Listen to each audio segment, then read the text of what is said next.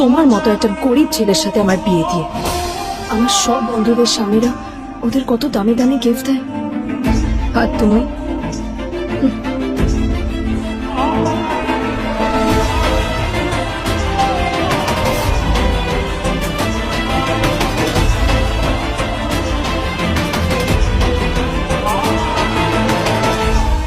আদ্রিতা তার বাবার কথায় নীলকে বিয়ে তো করেছিল, কিন্তু ও শর্ত দিয়েছিল যেন বাড়ির বাইরের কেউ না জানতে পারে যে নীল ওর স্বামী।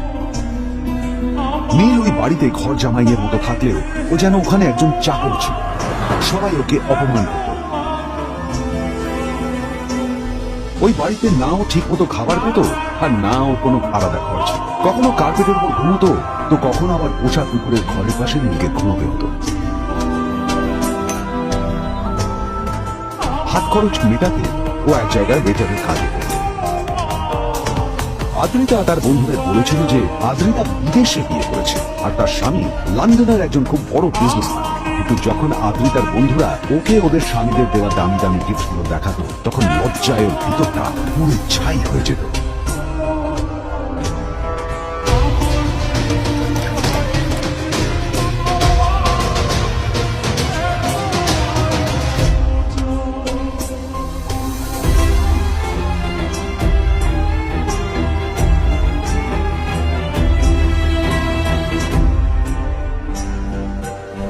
এই যে শোনো, নিউ ইয়ারে আমার একটা গিফট চাই তোমার থেকে।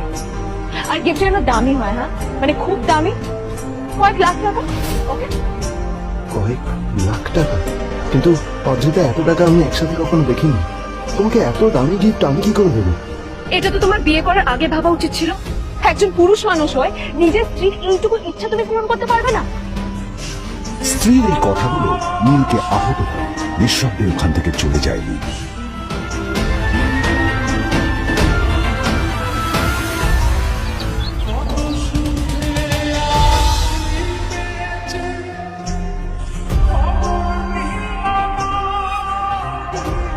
দুদিন পর নিউ ইয়ার পার্টির আগে নীল আদ্রিতার কাছে এসে একটা গিফট ব্যাগ দেয়।